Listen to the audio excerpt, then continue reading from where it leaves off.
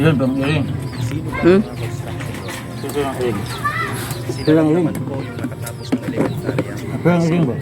Sabi. Ang pamumuhay kung ituring ng ina.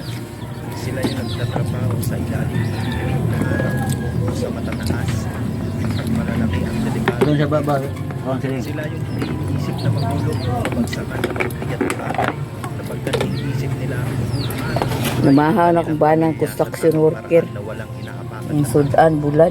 Paro sa iling. sila Lauoy. yung mahirap at mabigat Ano na sa iling? trabaho Rot na. walang umaraw tuloy lang sa pagtatrabaho Iling butang. Talumi. may sweldo initis nila para sa pamilya galito nila kamahal ang pamilya nila Ang mga manok. lahat gagawin nila walang iniisip na hirap o martilyo lagari Ahon. ala welding machine at iba pang gamit ang nagsisilbi sa kanila na ball sila yung madalas bago sardinas tulo diles minsan chicheria Wala ilang bike. asin na lang pero masaya na sila doon isa sila sa pilit pinagkakayang maliit na sweldo minsan be proud dapat tayo sa kanila Simple lang buhay. worker lang kung tawagin sila saludo po ako sa inyo na proud kayo bilang isang construction worker Hindi na tayo hanggang na maging nagaman sa mundo. bawat pokpok ng martilyo ano ng semento welding ng bakal Importante buhay. pinapapasok pa rin ng pamilya ang pinakasimulan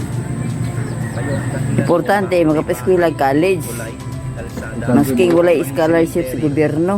Importante buhay. Wala sila ka, maging proud tayo sa kanila wala sila nagdikuha sa DOST, CHED, TES, Unipas. kaya kung like Tanang scholarship, wala. proud din po kayo sa Wala sila ginadawat.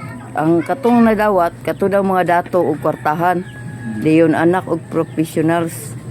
Itang mga pobre, anak og construction worker, wala gyud nadawat. Ingon imong mga anak bisan pag consistent honor student sila. Pakita nila nga kuan honor sila. Buwang mga Ano dawat sila.